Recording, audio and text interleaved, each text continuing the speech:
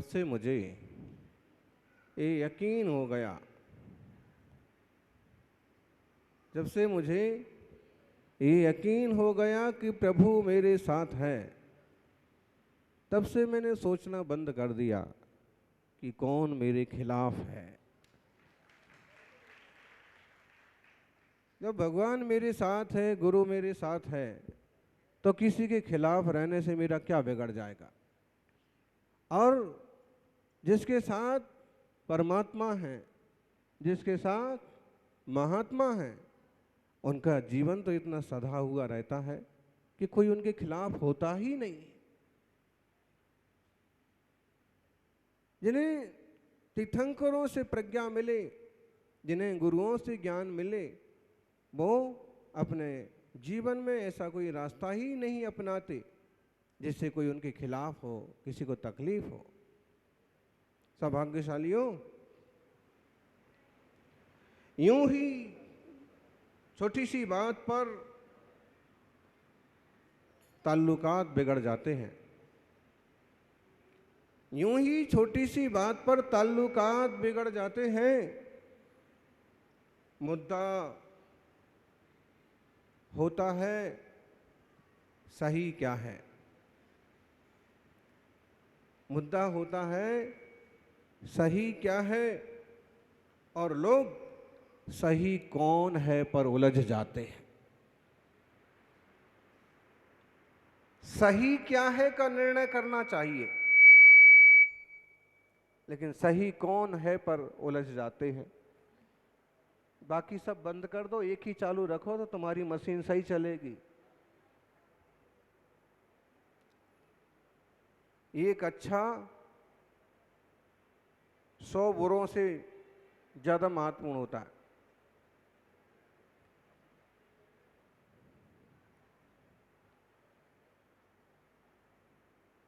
मिजाज यूं ही ना चिड़चिड़ा कीजिए,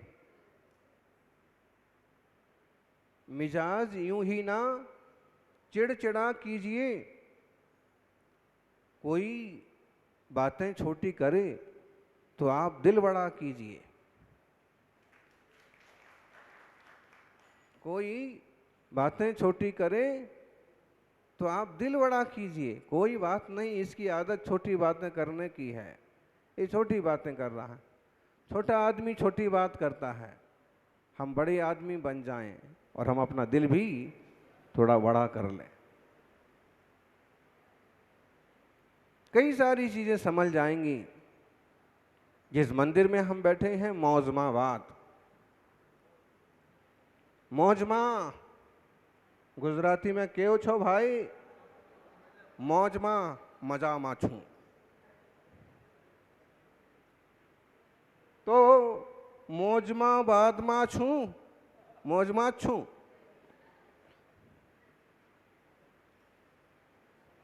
और जी, और इसमें अर्थ छुपा हुआ है।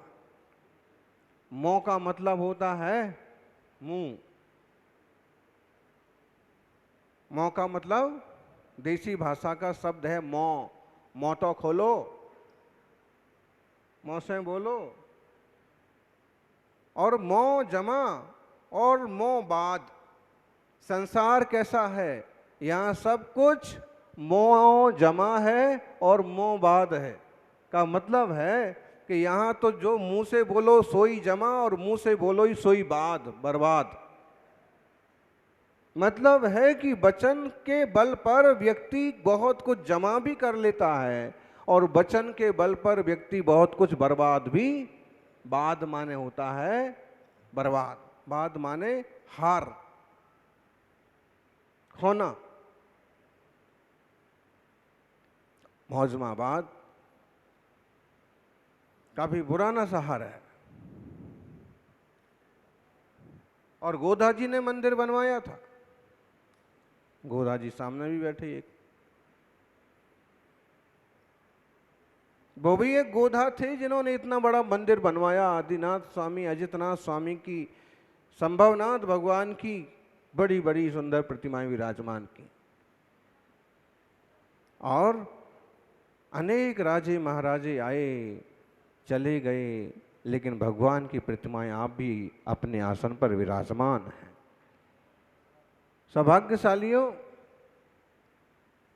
ऐसे जिनालयों का, ऐसे चैत्यालयों का संरक्षण, संवर्धन, वंदन, अभिनंदन करना प्रत्येक धर्मात्मा का कर्तव्य है।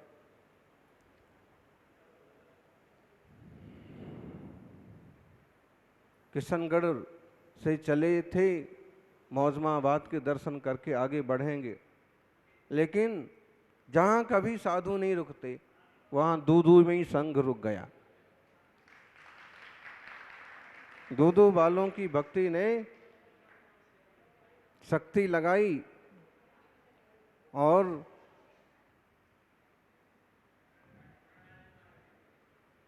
संघ का लाभ लिया।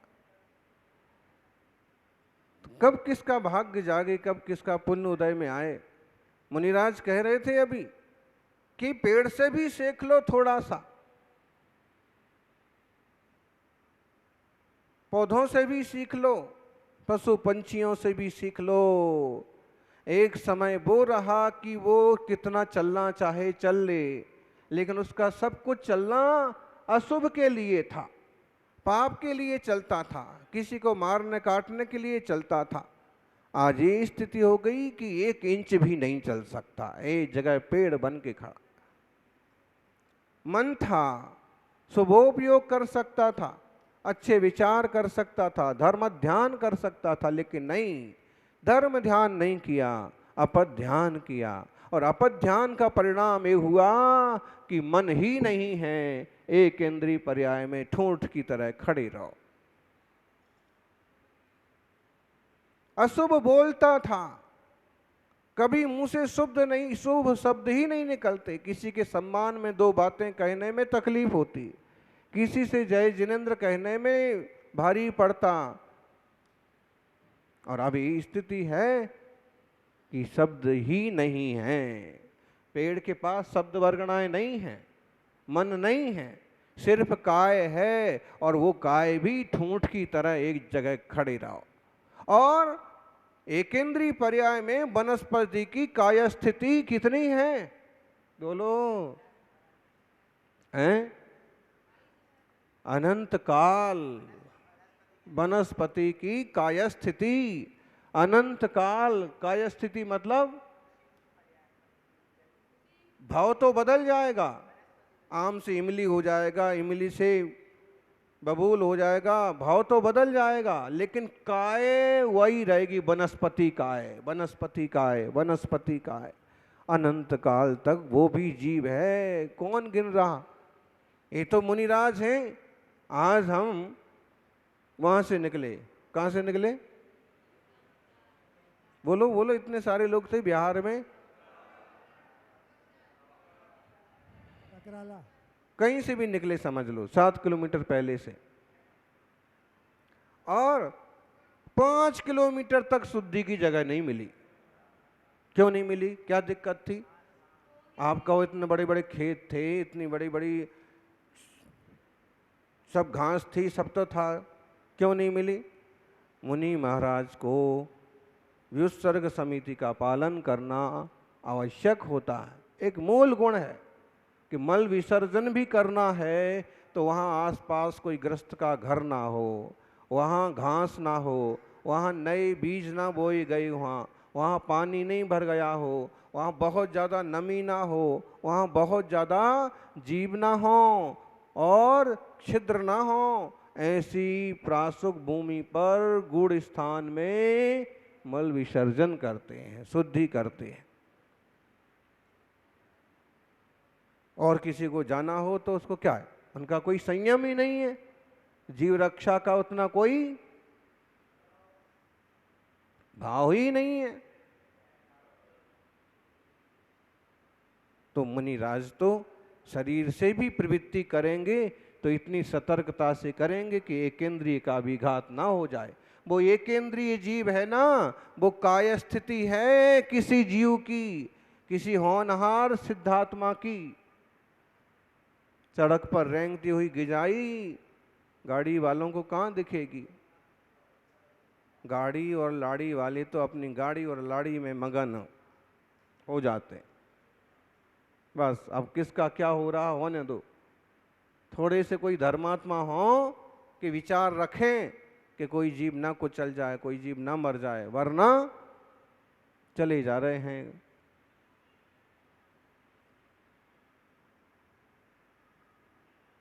मकोड़ा जीव नहीं है क्या? चींटी जीव नहीं है क्या? इन जीवों के बारे में भी इतना कहा है कि कोई त्रस पर्याय वाला, एक केंद्रीय पर्याय वाला वहां से सीधा इंसान हो सकता है आयु बंद करके, और इंसान होके उस भाव से मोक्ष भी जा सकता है। क्या समझे? दुनिया को तो कुछ पता नहीं है। अब तो श्रावक भी बहुत कुछ भूलने लगे।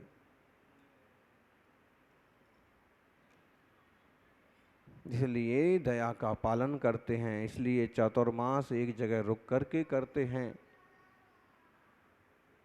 पद विहार करते हैं, सूर्य उदय होने पर ही चलते हैं।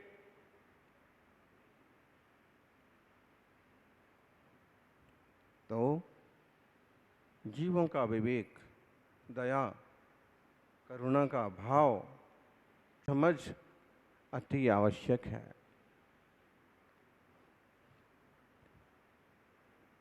हम तो सौभाग्यशाली जीवों में से हैं कि इंसान की पर्याय मिली, जैन कुल मिला। बोलते ना, जैन कुल में, हम जैन कुल में जन्मे। अभिमान करो बोले, मतलब क्या? इतराते फिरो। इसका मतलब है कि अपने धर्म पर, अपने कुल पर, अपने गोत्र पर अभिमान करो। और अभिमान का मतलब ये नहीं कि इतराते फिरो, उसका मतलब है कि अपने भाग्य की सराहना करो कि जो दुनिया में किसी को नहीं मिला वो तुम्हें मिला। और भी तो इतने लोग हैं दुनिया में, डॉक्टर साहब, दुनिया में कितने डॉक्टर हैं, किशनगढ़ में कितने डॉक्टर हैं, लेकिन यहाँ कितने डॉक्टर पहुंचे? एक दो ही डॉक्टर आए। सारे डॉक्टर भी धर्मात्मा नहीं हो जाते हैं, सारे लोगों को भी जैन धर्म नहीं मिल जाता है।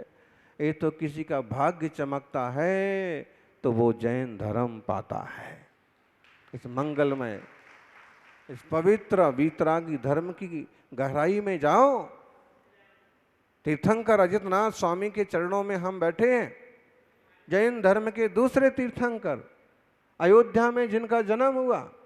सम्मेद शिखर में इस युग में सबसे पहले मोक्ष कौन गया?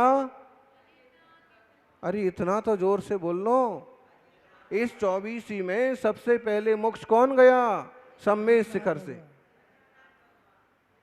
अजितनाथ भगवान, सिद्ध वरकूट उनके टोंक का नाम है। और देश में बहुत सारे अतिशय क्षेत्र हैं, लेकिन अजितनाथ भगवान का प्रसिद्ध अतिशय क्षेत्र, राजस्थान में प्रसिद्ध अतिशय क्षेत्र तो एक है, मौजमाबाद। और इस समाज का सौभाग्य है, कितने घर हैं यहाँ पर? अक्सर कर अतिशय क्षेत्र, सिद्ध क्षेत्रों पर श्रावकों के घर नहीं होते हैं, लेकिन यहाँ के प्रभु ने, यहाँ के देवताओं ने श्रावकों को भी पूरी छूट दे रखी। आराम से रहो, भक्ति करो, कहीं जाने की जरूरत नहीं है। हम तो कहते हैं ऐसे पवित्र स्थानों को छोड़ करके जो थोड़े से लोभ में इधर उधर चले जाते हैं, वो तो दुर्भागी हैं। अरे जब यहीं रोजी रोटी चल रही तो और कहीं भागने की क्या जरूरत पड़ी है? थोड़े कम साधन होंगे, लेकिन साधना तो बढ़िया होगी।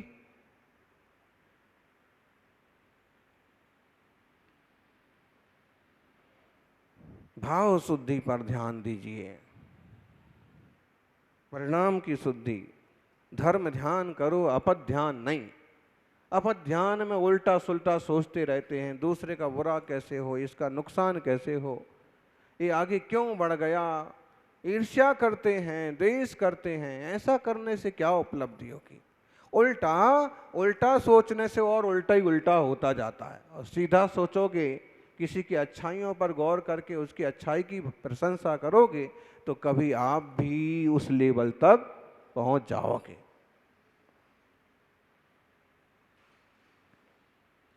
देखिए,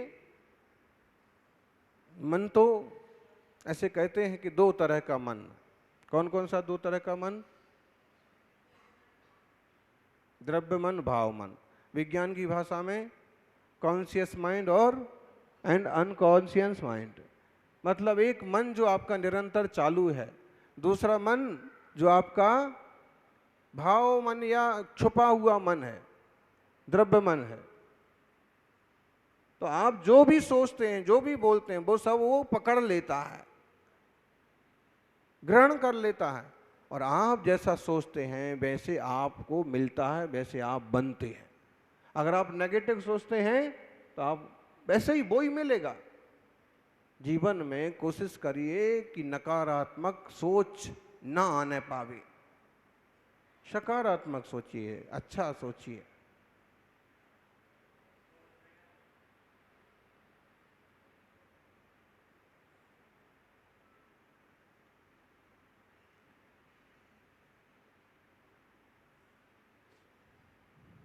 आपका मन एक तरह का कल्प वृक्ष है, आपकी भावनाएं कल्प वृक्ष के समान हैं, आपकी श्रद्धा कल्प वृक्ष के समान। आपको जैसा चिंतन होता है वैसा परिणमन होता है।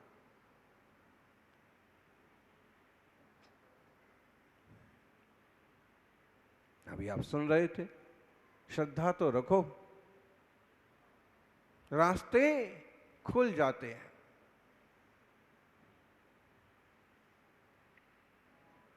जंगल में जहां कोई सहारा नहीं होता है, टापू पर जहां कोई इशारा नहीं होता है, वहां धर्म सहारा बन जाता है, धर्म इशारा बन जाता है।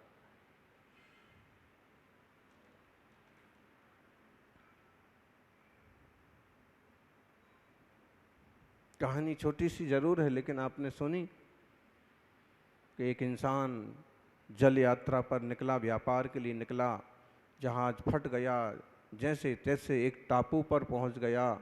टापू पर पहुंच करके विचार करने लगा, क्या देखिए तो मैंने इतनी भक्ति की, इतनी सेवा की, लेकिन मेरा इतना नुकसान हो गया, भगवान ने मेरी कोई हेल्प नहीं की। और वहाँ जाकर के फिर भी थोड़ी श्रद्धा रखी कि शायद कोई कर्म का उदय होगा कि ऐसा भोगना पड़ा, अब हो सकता है कि मेरी कोई रक्षा करने आए। लेकिन निर्जन जंगली टापू पर, समुद्री टापू पर कौन पहुंचे? एक दो दिन ऐसे ही बीत गए, कोई सहारा नहीं मिला, भय में, दुख में, ठंड में, तकलीफ में। फिर उसने सोचा कि लगता है कि जिंदगी यहीं गुजारना पड़ेगी, छोटी सी झोपड़ी बनाता हूँ। आसपास के लकड़ी पत्ते इकट्ठे करके झोपड़ी बनाई। तभी मेघ घिर आए, जोरों की बिजली कड़की और उसकी झोपड़ी पर गिरी, झोपड़ी जल गई। अब तो रहा ही नहीं गया। उसने कहा, भगवान तुझे मेरा ये सुख भी नहीं देखा गया, मेरी झोपड़ी भी जला करके राख कर दी। अक्सर कर लोग जो है ना, कम से कम जो आलसी कहिए, ना समझ, वो सीधा भगवान पर आरोप करते हैं कि भगवान ने ऐसा किया, भगवान ऐसा करते हैं।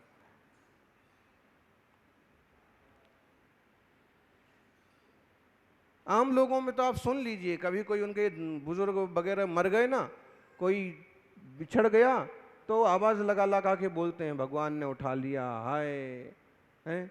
अरे भाई, भगवान कोई उठाई धरा थोड़ी है, उठाई गिर थोड़ी है कि इसका ये उठा लिया, उसका वो धर दिया। भगवान तो भगवान है, परिपूर्ण है, सिद्ध हैं, शुद्ध हैं। आप भक्ति करो, श्रद्धा रखो, सकारात्मक सोचो, आपका सब कुछ अच्छा अच्छा होगा। और भगवान तो कल्प वृक्ष हैं, वहां आप सीधा सोचते हो तो सीधा मिलता है, उल्टा सोचते हो उल्टा मिलता है। कल्प वृक्ष होते ना, चिंतामणि रत्न, उल्टा सोचो तो आपने सोचा कि ऐसा हो जाएगा, खराब हो जाएगा, खराब ही होएगा, सीधा सोचोगे सीधा होएगा। और झोपड़ी जल गई। वहाँ कोई दूसरी नाव कहीं दूर से गुजर रही थी और उन्होंने देखा टापू पर आग जल रही, इसका मतलब यहाँ कोई इंसान होना चाहिए। आए तो देखा कि एक आदमी बड़ा दुखी परेशान भूखा प्यासा पड़ा है। उसको कहा चलो भाई यहाँ क्या कर रहे हो। उसने सारी अपनी राम कहानी बताई। उसको उन्होंने कहा चलो हमारे साथ चलो, हम तुम्हें लेके चलते हैं। लेकिन उसने पूछा कि तुम्हें मालूम कैसे पड़ा कि यहाँ कोई इंसान है। उन दोनों ने कहा कि जैसे ही यहाँ आग दिखी तो हमें लगा कि कोई ना कोई इंसान होगा, तभी आग जल रही। और तब उसे मालूम पड़ा कि आग मैंने नहीं लगाई थी, आग तो प्राकृतिक रूप से लग गई थी। शायद अगर ऐसा ना होता, झोपड़ी ना जलती, तो ये लोग भी नहीं आते और मुझे कभी किनारा भी नहीं मिलता। मतलब है कि जिंदगी में कभी कहीं कुछ बुरा भी होता है ना, हो सकता है उसमें कुछ है। अब जैसे संघ का चल रहा था, दिल्ली दिल्ली दिल्ली चलो दिल्ली चलो, ऐसा अब संभावना एकदम क्षीण हो गई। अब कहाँ होने की संभावना है?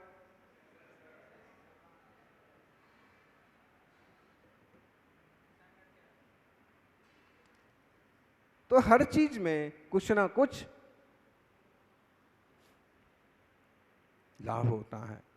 ऐसा सोचोगे तो ऐसा होगा, सकारात्मक सोचोगे तो सकारात्मक होगा। ऐसे कहते हैं, बयान सारू का एक सुंदर वचन है, भावना दो मणो शुद्धि बदेही कज शुद्धिया देह शुद्धि दिवाहारो शिक्षा शुद्धि संयम हवे। पहली बात, भावना दो मणो शुद्धि, भावनाओं से मन की शुद्धि होती है। 12 भावना भाव, 16 कारण भावना भाव, मेरी भावना पढ़ो और अच्छे अच्छे विचार करो। भावनाओं से मन की शुद्धि होती है। और बदेही कज शुद्धिया, व्रतों से कार्य की शुद्धि होती है। अगर आप व्रती हैं तो आप हर कार्य आपका नपातुला और समझदारी पूर्वक होगा, जिसमें किसी जीव का घात पात ना हो, किसी का नुकसान ना हो। बदेहिम कज शुद्धिया, व्रतों से कार्य की शुद्धि होती है। फिर देह शुद्धि दिवाहारो, देह की शुद्धि होती है दिन में आहार करने से। शरीर की शुद्धि कैसे होती है? दिन में भोजन। कई जगह तो लिखा रहता है, दिन में साधी दिन में भोज, जैन धर्म की अद्भुत खोज।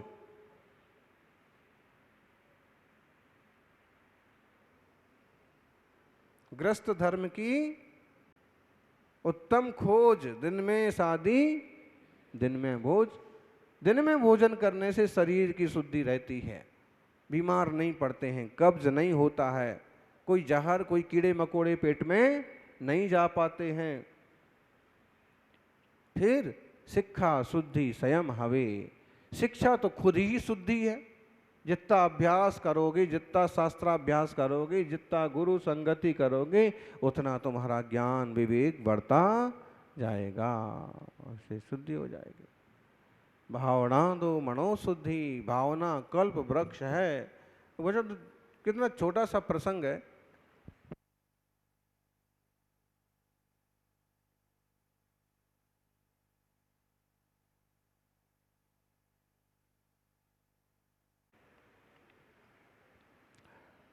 हुआ ये,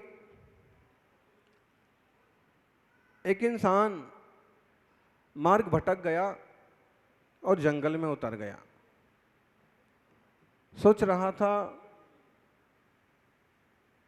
कि कहीं तो रास्ता मिलेगा, लेकिन काफी चलने के बाद भी रास्ता नहीं मिला। 1 दिन हो गए, 2 दिन हो गए, भूखे प्यासे इस पगडंडी से उस पगडंडी। पहले तो कहीं पगडंडी दिखे नहीं, और कहीं दिखे तो थोड़ी दिख के फिर गायब। और भटकते भटकते 2 दिन हो गए, भूख प्यास से परेशान। बिना पहचान के जंगल के फल भी नहीं खा सकते, कहीं कोई जहरीला फल हुआ और वहीं। और एक दिन ऐसी जगह पहुंचा जहां एक हरा भरा पेड़ है, सब तरफ तो कई सारे झूक झाड़ झंकाड़ हैं, सूखा पड़ा है, लेकिन एक हरा भरा पेड़ है, छाया भी बहुत है। उसने देखा कि इतनी चलने के बाद इतना बढ़िया छायादार पेड़ मिला है, अब मैं इसके नीचे थोड़ा विश्राम कर लूं। यूं ही प्राण निकले जा रहे, भूख प्यास से मरना होगा तो इसके नीचे ही शांति की छाया में तो मरूंगा। तो उस वृक्ष के नीचे चला गया, वृक्ष के नीचे बैठा और वृक्ष के नीचे बैठ करके उसने कल्पना की, जो विचार चल रहा था कि बहुत प्यास लगी है, हे भगवान कहीं से एक लोटा भर पानी मिल जाता तो। आजकल के लोग एक गिलास भर की बात करते, पहले लोटा चलता था।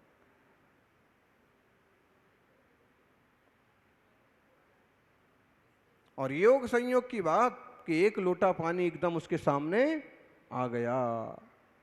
जब प्यास लगी होती है ना, तो कौन लाया कहां से आया ये ज्यादा नहीं सोचता है, सबसे पहले तो पहले तो सबसे पियो। उस पानी पी गया, पानी पीने के बाद थोड़ा सा संतोष हुआ, 2-3 दिन का भूखा हूं, अभी तो आंखें ही नहीं खुली उसकी, बस पानी पिया और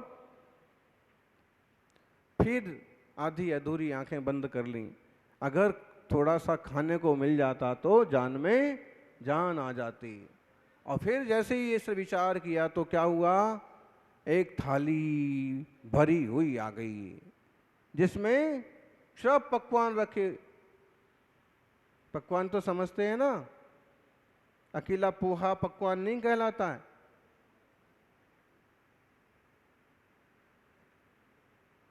खाखरा पकवान नहीं कहलाता है, वो तो सब है ही अपनी जगह पर, लेकिन पकवान 56 भोग। और थाली जैसे देखी तो कहां से चालू करें। जब पेट भरा होता है ना तो ये लगता है, सोचता है कि कहां से चालू करें, पहले कौन से काउंटर पर जाएं। लेकिन जब भूख लगी होती है तो जो सामने दिखता है ना, चाहे घी वाली रोटी हो, चाहे सूखी रोटी हो, चाहे दाल के साथ हो, चाहे अचार के साथ हो, वो तो टूट पड़ा, फटाफट जो हाथ में आया और लिया और पेट भर गया। अब पेट भर गया तो अब 2 दिन की नींद भी बाकी थी, अब तक नींद भी नहीं आई थी डर के मारे कहीं। अब लेकिन आज थोड़ा सा अच्छा माहौल मिला तो उसने विचार किया कि भोजन तो हो गया, लेकिन थोड़ा सा सोने का और बिस्तर मिल जाता तो। और संयोग की बात कि हाथों हाथ एक बिस्तर भी लग गया, बिस्तर पर लेट गया। लेकिन लेटा तो मन तो खुरापाती है। अब उसको होश आया कि हो क्या रहा है, ये कोई घर नहीं है, यहाँ कोई आदमी नहीं है, फिर हो क्या रहा है। प्यास भी बुझ गई, भूख भी मिट गई, नींद तो आ रही है और बिस्तर भी आ गया, लेकिन सोऊं कैसे, मामला क्या है यहाँ। और वो विचार करने लगा कि कहीं ऐसा तो नहीं यहाँ कोई भूत हो। कहानियों में पढ़ा है कि भूत लोग भी ऐसा काम करते हैं। और जैसे ही उसने भूत का विचार किया तो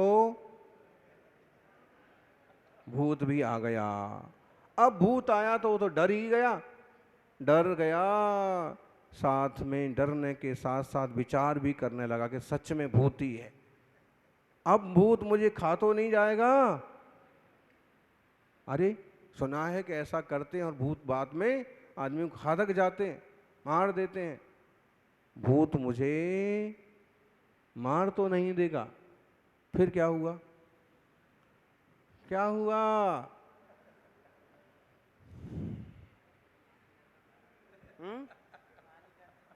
कहानी खत्म हो गई।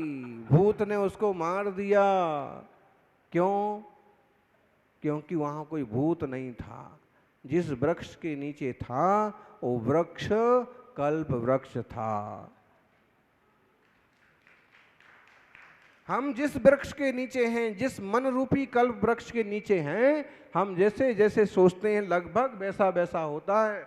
इसलिए अपने मन रूपी कल्प वृक्ष को सहज शांत रखो और सही सही विचारधारा में लेकर के चलो, क्योंकि जो सींचोगे वही फलेगा, जो सोचोगे वही पाओगे।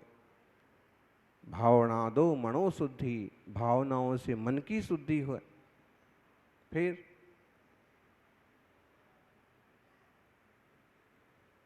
व्रतों से कार्य की शुद्धि होती है, खान पान की शुद्धि होती है, खानदान की शुद्धि होती है। व्रत पालन करो, जो भी संकल्प लेते हैं उसे भली भांति निभाओ। कई लोग महाराज जी को बताने के लिए ले लेंगे नियम और बाद में गड़बड़ करेंगे। क्यों लेना? फिर विनम्रता से कह दो कि मुझे नहीं जमता। और एक बात, इस जीवन में ही ना तुम व्रत करोगे तो फिर किस जीवन में करोगे? तो पूरी हिम्मत से शक्ति से व्रत तो लेना ही चाहिए, चाहे छोटा सा लो, चाहे रात्रि भोजन का व्रत लो। और कार्य की शुद्धि होती है व्रतों से, देह की शुद्धि होती है दिन में आहार करने से। दिख रहा है आज इंटरमिटेंट फास्टिंग लोग, बहुत लोग, बड़े अमीर अमीर लोग सब करने लगे। बोले कम से कम भोजन 16 घंटे की 14 घंटे की भोजन की छुट्टी तो करना चाहिए, तो स्वस्थ रहेंगे। साइंस की खोज है ये साइंस आज कहता है कि 12-14 घंटे भूखे रहो, और महावीर स्वामी ने तो 2500 साल पहले कह दिया था। तीर्थंकरों ने तो अनादिकाल से कहा हुआ है कि रात में खाओगे बीमार पड़ोगे, कीड़े मकोड़े तक पेट में चले जाएंगे, आंखें खराब होंगी, गुर्दे खराब होंगे। दिन में देह शुद्धि दिवाहारो, दिन में ही एक बार भोजन करना, उसमें भी अंतराय आ जाए तो फिक्र नहीं करना। क्यों? क्योंकि आयुर्वेद शास्त्र कहते हैं हफ्ते में एक दिन उपवास करना चाहिए। भले थोड़ा सा बोझ पड़ता है, थोड़ा सा तकलीफ होती है, लेकिन वो भी मशीन के लिए जरूरी है। दिल्ली बंबई में भी रेलवे लाइन चलती रहती है, लेकिन रात में वो भी 2-3 घंटे के लिए, 4 घंटे के लिए बंद करते हैं।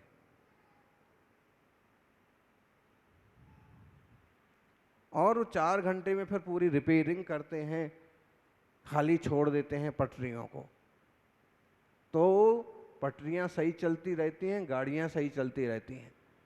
ऐसे ही शरीर है, इसको भी हफ्ते में 1-8 दिन के लिए खाली छोड़ देना चाहिए, तो पटरियां सही बनी रहेंगी और गाड़ी भी सही चलती रहेगी।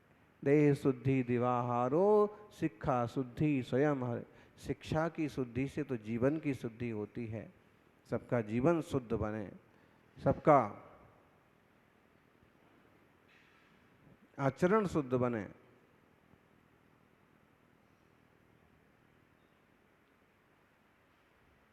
बोली बन तो जाए महाराज, लेकिन जब कहीं सामने कचौरी और समोसे दिखते हैं, जब पकोड़े तलते हुए दिखते हैं तो रहा नहीं जाता, फिर तो ऐसे लगता है कि अब कितने लोग तो देख करके ही फिसलते हैं, और ये सही भी है।